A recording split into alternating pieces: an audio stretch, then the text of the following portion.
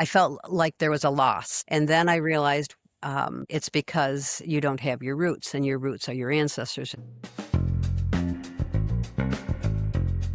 So, welcome to Chats with Aunt Jackie, where we talk about magic, spiritual practice, and the very human work of figuring out what comes next. My guest today is Emily Bolander, and this conversation is especially meaningful to me because Emily and I have known each other for almost 20 years. And over that time, I have had the opportunity to see the depth of her knowledge, her curiosity, the way she continued to grow and live her spiritual practice. Emily is a longtime magical practitioner. She's a tarot reader, a Reiki master, a teacher, and a spiritual consultant. For nearly 3 decades, she's worked with tarot, candle magic, folk traditions, ancestors, saints, Hecate, crossed conditions, and the energy of place. She has also founded and led a coven for many years, bringing a deep experience in magical practice, teaching, and community leadership. Emily, my dear, welcome. Thank you. One of the first things you told me when we started talking about this show is that Central New York and the experiences you had there made you who you are today. Hmm. Let's talk about that. Okay. Well, Central New York has a lot of mysticism there that's almost like it's built in, but from years of ancestry also. I have my family line goes way back there on both sides of my family. Um, and I grew up hearing about the ancestors, mainly through my mother, but a little bit through my father. Um, but I, to there were to explain, there's a lot of ghosts there. Ghosts in the land, ghosts in homes. Um, and many of my friends lived in old houses just like I did. And so you'd go visit them and you're like, this is a little bit different, you know. But I grew up with the house I grew up in was built, the oldest part of it, in 1824. And it had probably 13 rooms in it. My bedroom was, when I was probably um, six-ish, was in one of the upstairs rooms. And one of the things I would hear all night long are footsteps going up and down the stairs, different experiences like that. I have to say that I also at times would feel things at other places, other people's homes. A lot of that was, settlers. A lot of that was Revolutionary War. A lot of battles fought up there. A lot of it was Underground Railroad. It went right through the main road that I lived on, that I grew up on. And, my family, they were, some of them were Quakers, some of them helped out with that. And so I just have such a big attachment there. I try to go home whenever I can. Um, y you know, eh, the lakes are the Finger Lakes are special and spiritual to the natives. The natives believe that the creator put his hand down and created these lakes. And so each lake is named after one of the tribes. I grew up more on Cayuga Lake, Cayuga, but if you are from the area, you say it fast and Cayuga. So yeah, so that's a lot of it. Ancestry is a big deal to me, and I can go into most of the cemeteries, which there's cemeteries all over the place, old graves, and find a relative or an ancestor. And That's that's some serious connection to a place. And I guess got to pause for a second and say how beautiful your land is, because thank you're you. outside talking to us, and it just when we started this show, I saw where you're sitting, I'm like, that is so Emily. with with really honoring the spirits of the land, ancestor work, just being really close to nature. And I just have always loved that about you. So this is my circle, my fire circle, but also my circle. And you've been here. I also have from the circle, you probably can't see it from here, but I have a trail that leads out of the woods. And I also have it's also connected to a pet cemetery, which I honor and take care of as any cemetery. I have each station of the uh, elements marked and represented. Yeah, so there's a lot of spirit here, a lot of Now, energy. you talk about ancestors a lot, which I love. And then I realized as we're getting ready for the show, I was trained in honoring ancestors in a certain tradition, Hmm. and I just spoke with another woman who was trained in a different tradition. But you really just came to it on your own, Hmm. and so without any like formal cultural training. And so, what do you do in your ancestor honoring practice so that anyone can pick up without worry of maybe not being part of that culture? Well, honoring the ancestors is, I mean, the altar itself is, of course, important, and feeding them regularly, talking to them. Um, but it goes further than that. In my mind, it's important to visit their graves, to leave offerings at their graves, and take some of the dirt from their grave with you, as long as they give you permission, and usually they do. Um, it is understanding, even though there may be trauma, understanding where that came from to make peace with it, but also understanding how they lived, how they cooked. Maybe if one of the things I do, my grandfather was an immigrant from Cornwall. And Mm, big story with that, but we'll save that for another time. One of the things I do is maybe make a shepherd's pie, and that's very Cornish. okay. And it's when I make that, it's something we've ate in my family, not just my kids, but when I was a kid. So, and of course, as you learn to cook, you tweak things to the way you like it. But at times, I can remember where it was almost like my grandfather was talking to me. Maybe add a little bit of this, maybe add a little bit of that, because you have something that says to you, why don't you try this in there? You might like it better, that kind of thing. So, Yeah. and so and it's one of the family favorites, but I also try to make an extra plate for my neighbor and take it over to them. And that's, things like that. Finding their graves. One of the things I did to honor an ancestor, and it's a little bit of a story, but I'm going to tell you about it anyway. I want Um, it. I want the story. growing up, I heard this story about, I think she was my second or third time great grandmother that was abandoned by her husband, and not because he was being mean, but because he was running off to help his cousin with a spiritual quest. And he was Mormon. That his cousin was a well-known Mormon from New York State that helped. If you I don't know how much I should say about that, but anyways, so when he came back, his wife had the baby she was pregnant with, and she ended up dying not long after that. And the story told in my family was that um, her parents took her body and buried her secretly. So nobody in my family knew where she was buried. So I made it my quest to find her grave, and I did. And and there's a side story with that, and maybe another time I'll tell you that. But I ended up taking after walking through this field and having the neighbor farmer let me in through the electric fence, I found her grave. It was the last grave I looked at, and this cemetery was in the woods.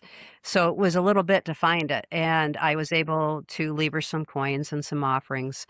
Um, and take some dirt. And I took that dirt and saved some for myself, but I also took some back to the family plot where she would have been buried had she not been taken away, her body taken away. So I do things like that. I try to bring it around and make something right, even though it might be simple as gathering dirt and taking it elsewhere. I will do that to make it right and to settle things out. And I know that I'm supposed to do those things because I'm told to. And I'm told, and it bugs me until I take care of it and plan it to get it taken care of.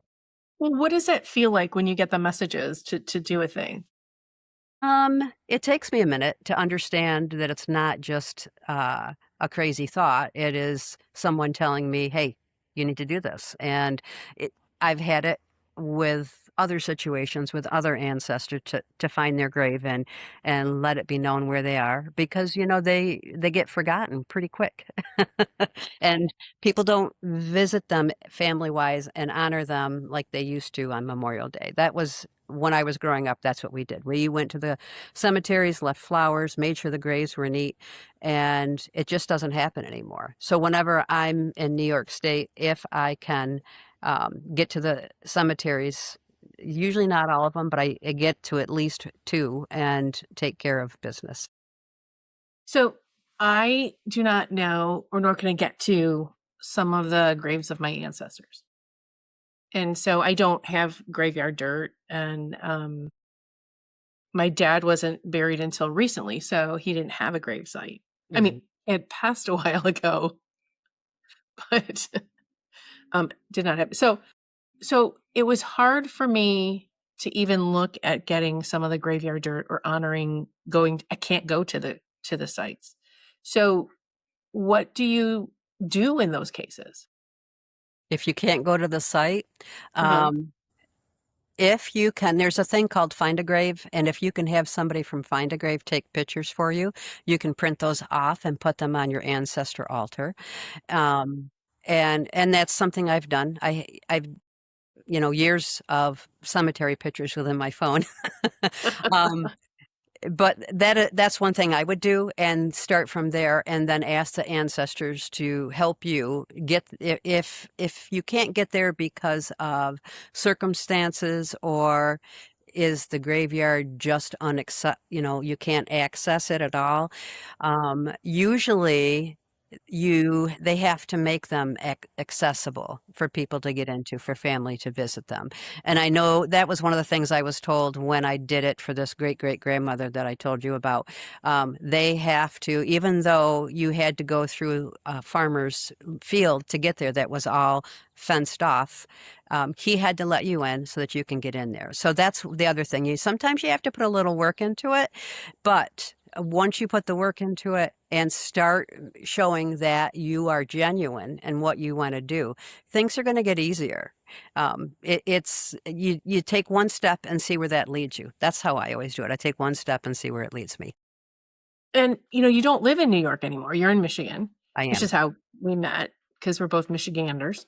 And so how did the moving from this place of deep ancestry and deep spiritual presence, and then you moved, I think you lived in Texas at one point, and now you're in Florida. Michigan, I lived in um, Florida too. in Florida. Wow. Yeah. So how did, I mean, that's a deep connection you had in New York, and how did you create new connections where there wasn't all this family history and what?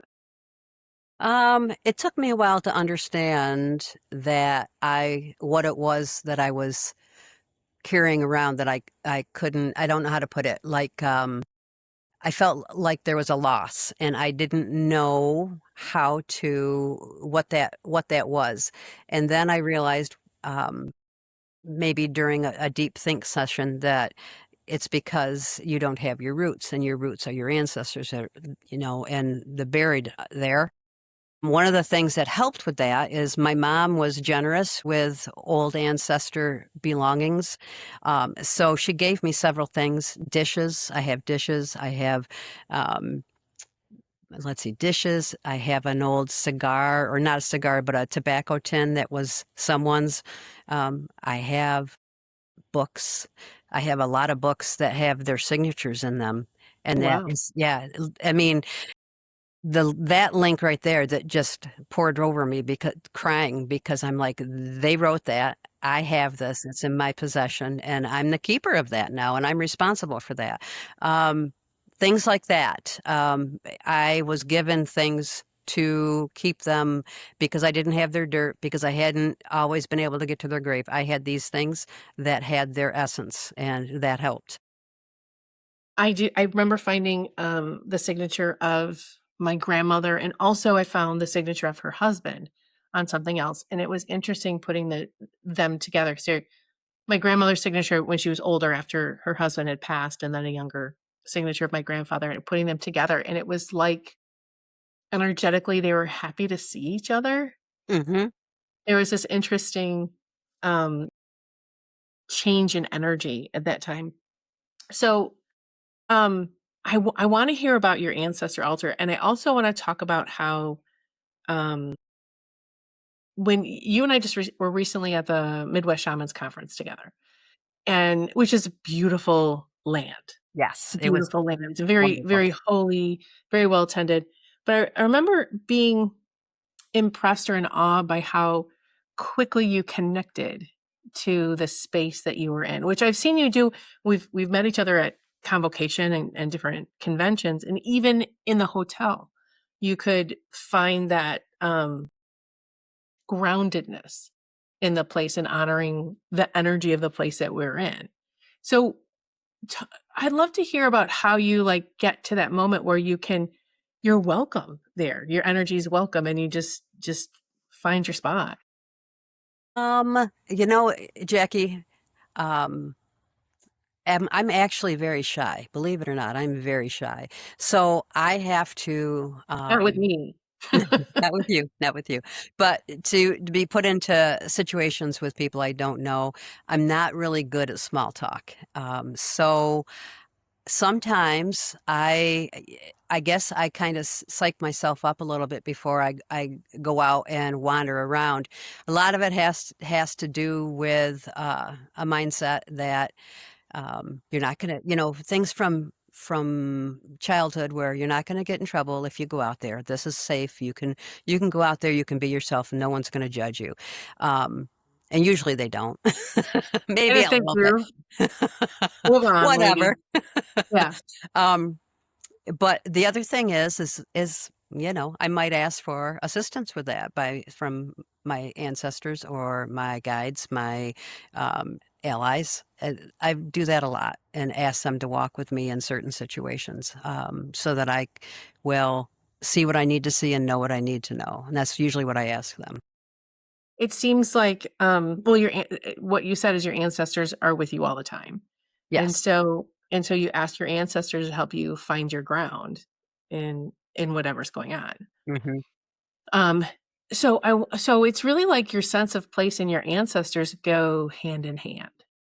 I think so. And, I wanted to add something that, you may not be able to access your known ancestors from way back when, wherever you're at now. But if you look deep enough, there's a good chance that you may have an ancestor or two buried within the state that you're living in. And I found that out. I have ancestors in Michigan.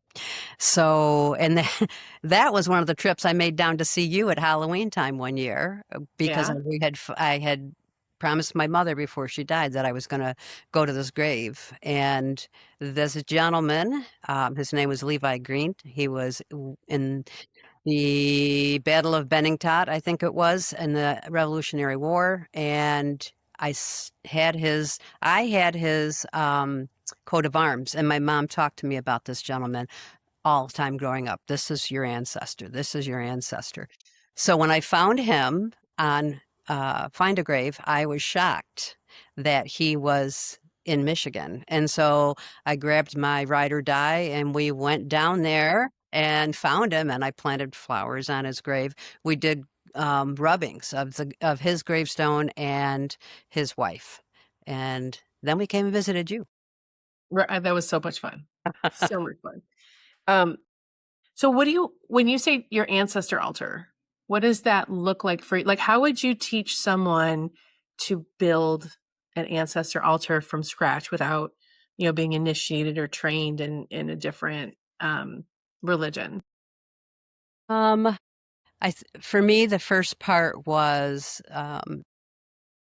getting a table that worked for me, the right cloth to put on it. And it wasn't something I just did one day. I built it over probably several weeks, maybe several months, and it gets rearranged and cleaned one or two times a year. Um, but If you have any family relics, I would start with that. I would start with maybe one candle. Um, and I feed mine every day. At least whatever I drink in the morning, they get. So, and they get water, and sometimes I give them a shot of whiskey. Um, just for a little something, something. Um, but for me, that's the basic. If you even if you have one picture that represents one side of the family, um, i- just that can start your ancestor altar, and you can start the process of speaking to them. If you know who they are, you can name them and write their names out. I have gathered pebbles from the lake in New York and written ancestor names on there that I don't know where they're buried. And they're in one of my grandfather's, it was his tea cup. I think he brought it from Cornwall with him. Maybe, maybe not. But that was his, and I have that, and I have it on the ancestor altar. And I put some pebbles in there that I have names written on that were from his side of the family. Things like that. Things like that is the first way I would start it. And Where it's where do you it's put where do you put your altar? Like, my if you just go ahead. where does one you would teach somebody how to do this, and then they get the table and they start putting it together. They don't know where to put it. Do they put it in the living room? Do they put it in their bedroom? What do you think? Um, You you have a know, great magic room. Not everybody has that. I used to have one in my magic room, and I have to say that I have several altars throughout my house for different things. But the ancestor altar, it was pretty much, I saw this spot and I was told this is the best spot for this. And it is at the end of the hall. One bedroom, there's a bedroom on each side of it, it's bedroom doors. So it's kind of like a little, maybe a small alcove. And had this dresser table that I bought at Pier 1 years ago, put that in there, and it fit perfectly in there.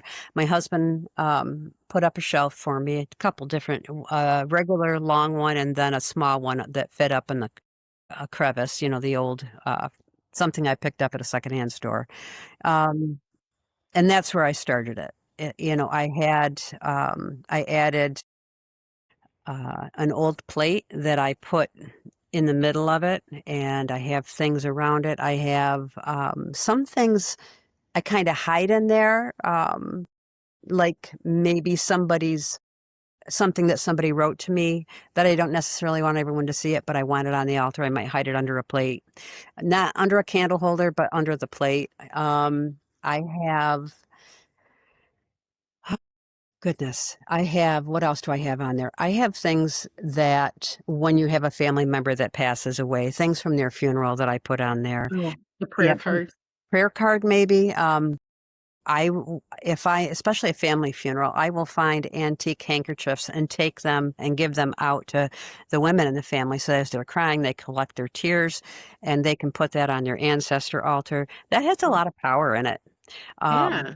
and I mean, it connects you to it, but it also is the energy that you're putting and the love, letting that ancestor know how much you cared about them. And that's going to strengthen the bond with them. Just those little acts. Hmm. Well, and I think any connection that you do. I mean, my ancestor altar started with no pictures. It started with a plate, a candle, and some flowers. And I named them because I didn't have any pictures yet. I didn't have anything, and it's been a journey of collecting them. Mhm. Um, and it doesn't have to be. And when I first started mine, I had it on a shelf in the kitchen. I just pushed the plates to one side, and I just did it on this shelf in the kitchen. And but it was somewhere where I was going to be on a regular basis. That it wasn't hidden in a back room getting dusty. It was a living altar. Um, And one of the things that when I talk about ancestor altars, there's two, well, I should say two of the things that come up whenever I talk about ancestors and honoring them. The first one is always like, well, there's a lot of jerks. There's a lot of assholes in my ancestors. So don't invite them to the party. Um, yet. I mean, don't start with them. And then the other thing that people worry about is like, well, I can't hear them. they're not talking to me. I don't know what's going, and there's an expectation of it's just going to be a voice in their head. And you talk a lot about listening to and feeling the right thing. So, I mean, how do you teach your students and your client or your coven how to hear, how to feel, how to get that knowing going on? So one of the things, this woman that I have been working with for several years, uh, one of the things I asked her, I said, "Do you have your ancestor altar up?" This was probably about a year or two ago. And she said, "No, I haven't gotten there yet." And I said, "It's going to help." I said, "Even if you don't have a lot of things to put on there. Once you get it established, you are going to have a different feel in your life. It's just like it helps the flow. It helps things, and this is just my experience, I suppose, but she's like, you're right. After, she put it up and we got to talking about it, she's like, you're right. Things just seem to flow. Whether it doesn't stop things from happening, bad things happening, or it doesn't stop what has to happen, but it helps you feel like you have support. And when you have their attention, they're there for you, because we're blood, right? Blood is thicker than water, as they say. And it's the truth. It's the truth. And the more you work with that ancestor altar, the more you're going to feel the way things just work out how they're supposed to work out. You're and I say that because it's that's how it happens to me a lot. It's not always like, um, it doesn't always turn out like, yay, I got that job. Sometimes you get a different job, but you got a job, that kind of thing. You talk to them about it, and they're going to be an influence, Mhm. whether it's just to keep you calm or to know the other ancestor to contact to help. It's a nagging when they're talking to me and they want me to do something and I'm not doing it. It's like this nagging feeling that something's not right. Um, Actually, it's funny because a real life right now story is about a week ago, I thought I was getting the cyclospora, which is the lettuce parasite. And I didn't feel terrible, but I'm like, I think this might be it. And then everyone talked me out of it because all the other reports of it were that it was the most horrible thing in the world. Hmm. And I'm like, well, okay, maybe I just have a little bug and let me do this, let me do that. And it just like the back of my head, go to the doctor. This is what you have. Go to the doctor. This is what you have. And I'm like, well, am I manifesting this? I mean, I don't, so let me do all the things. And then finally yesterday, because I kept on putting, oh, I got to do this first. I got to do that. I don't have time. And yesterday it was like, I'm going to knock the knees out from underneath you because you're not listening. Make that appointment right now. And the first thing there's like, well, yeah, this is what you have. And I'm like, well, I thought it was this horrible thing. He's like, nah, for everybody. So, so it's just like that was really this naggingness. And finally, it really happened in front of my ancestor altar. Where I'm like, oh, I really have to go. I mean, to the doctor. And it was there where they were like, no, stop fooling around. So I find when I work with my ancestors, it seems to be more practical stuff. Hmm.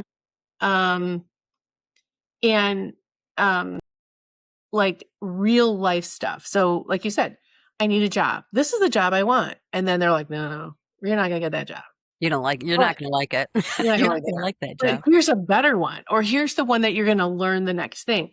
So there's some really I just find that they're very practical with me. Whereas when I petition other energies, I sometimes get very impractical advice, like move across the country or give up everything you have. I'm like, well, that's not going to work.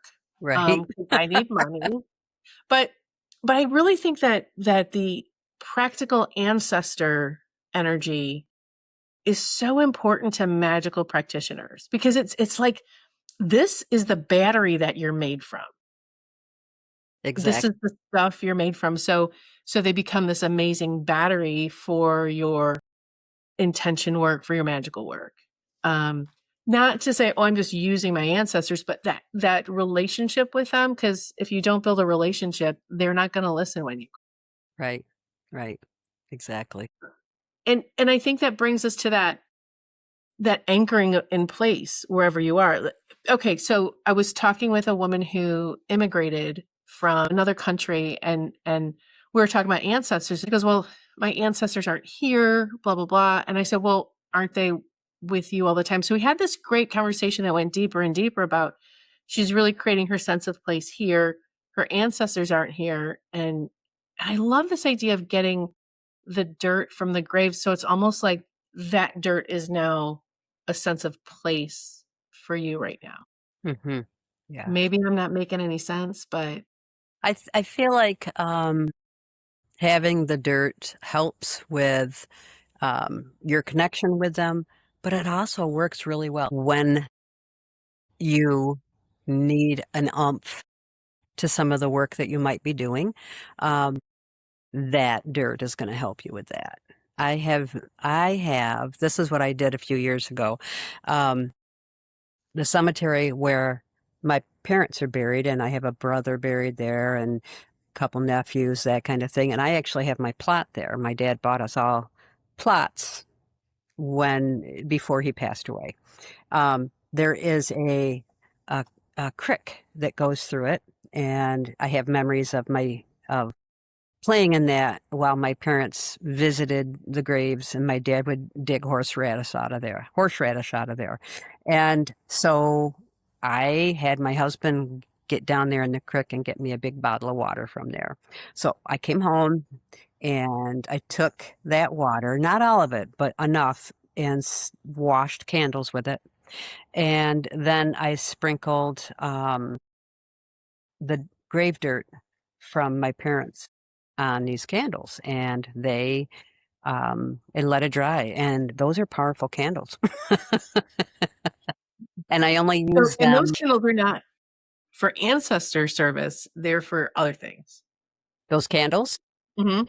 Yes, yes. Um, but I feel like they gave me permission to do that because I would not have thought of those things unless they wanted me to do it. So it gives me, it gives me the extra, I don't even know how to put it, maybe an extra boost to the candle I light for myself for whatever I have coming up. Mhm. Yeah. And then that first question people ask me about, or concern they have about doing ancestor, is what if you don't like them? What if, your father, your uncle, whatever, your mother was narcissist, that you got beat by people, and you came from kind of a toxic family? They just don't wanna stay connected. So what do you usually tell people when they start talking about that? I get it. But I'm going to say that if you go back far enough, there's going to be an ancestor that you're going to be able to relate to and that will take care of you. I would still put offerings to them to keep things in a good place because you don't want them to cause your life to be miserable by doing That's a little good point. tricks, Yeah. because they will. And I think eventually things will settle down with them, and maybe that spirit will have some healing, and so that those things are not necessarily repeated in new generations. And that's really kind of the focus. Yes, they hurt us, but my work is to not have that hurt continue, and if that means I have to give them a little extra water or let them be a part of the candle work, then I will. And if it means that my home will be a little bit more quieter and less, what's the word I'm looking for? Chaos, and not huge chaos, but the little things like this disappeared and that disappeared. Things that, they do that stuff. They do that stuff. I had a friend who passed away, and she hid my car keys on her because I didn't, when it was Samhain, I didn't give her a candle. I'd forgotten to give her a candle, so I had to go back and give her a candle, and I found my keys. But yeah, I mean, I get it. I get it. And there is an understanding that, or I should put it this way, we look at our ancestors through the lens of who we are right now, not at the lens that they were and what they went through in their uh, life and what they had to deal with. Now, that's not an excuse, it's just an understanding. So when I deal with something along those lines, I'm going to let that ancestor know that, I didn't really appreciate that behavior, but because my goal here is to help healing, I am going to let you have some of this nice glass of water or coffee or whatever. And move forward. It just keeps things calmer and peacer. You more peace. And I mean, you don't have to deal with them as a physical being anymore. But if you don't want to be haunted, it's important to make sure that you do what you need to do to that to happen. I If never that made thought sense. I never thought about your unwanted ancestors coming back and haunting you. That's kind of disturbing, but I include everyone Hmm. on my altar because and say prayers for them and light candles for them, give them water to cool their spirit and heal their spirit, because I want them to elevate Yes. and allowing them to heal and elevate and putting energy towards that brings peace to my life. That's a nice way, better way than how I said it. Definitely, definitely. Um, You want I peace. You want them to have peace. Yeah, and so that brings just the my forgiveness. It's all about honestly, very selfishly, it's kind of about my forgiveness, which means that I looked at the etymology of the word forgive, which is all about bending and moving for and give. And I just was gobsmacked by that because I went, oh, well, that's forgiveness. You're moving away from it. You're saying you're bending not to change who you are, but because the willow tree doesn't change what it is when it bends in the breeze, it allows the breeze to pass by It goes with the them. flow. And it's going with the flow. So forgiveness is saying, I'm not gonna hold this as a hard thing within me. Doesn't mean you forget, but it doesn't define you anymore. Hmm. And so that's an opportunity. I had a challenging relationship with my mother. So after she passed, and I put her on my ancestor altar and talked to her and things like that.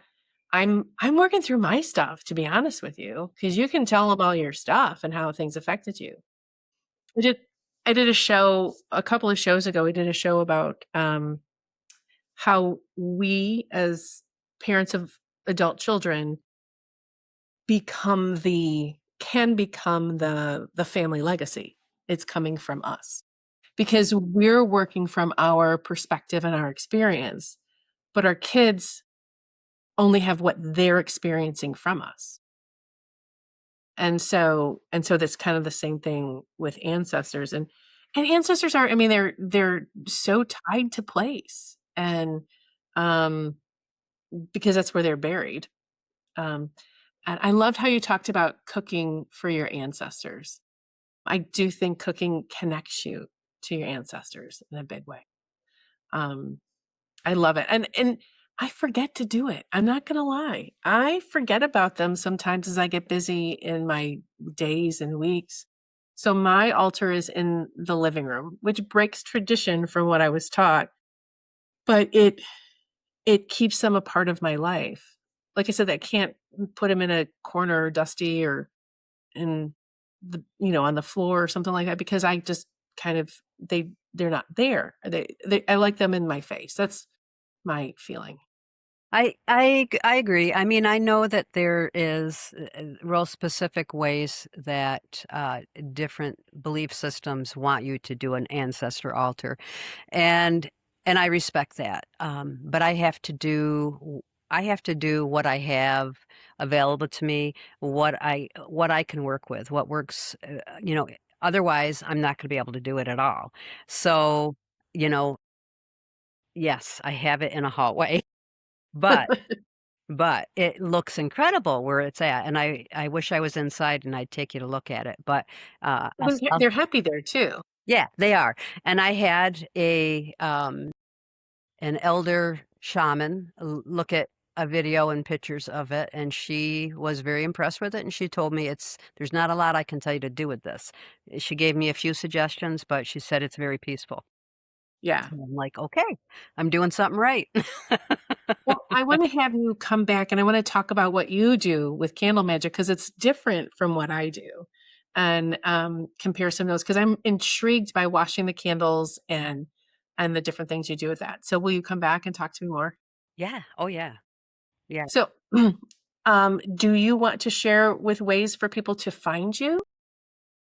They can find me, let's see, the best email address would be pineridgewitch@gmail.com. Um, that one, and that's because I live on a ridge that has pines all over it. Um, and I am on Instagram under Hagatha Hawthorne. Oh, I love it. That's got another story, but those are the two best ways. Yep. Great. And because you do services, you do cross conditions, you do readings, you do all of these different things. Yeah. Yep. And one of my favorite local witches. Thank I you. love you. Thank you for coming on. And if you want to find me, if you want to get an Akashic session with me, you can find me at auntjackie.com and you can find me on all the socials under Jackie Smith. Just look for this face and you'll find me. So please like and subscribe to Chats with Aunt Jackie because it's going to help other people find me. And if you like this, share the love. Okay. Well, you guys, keep magic close and it'll keep you even closer. Everybody, keep your candles lit and have a nice week.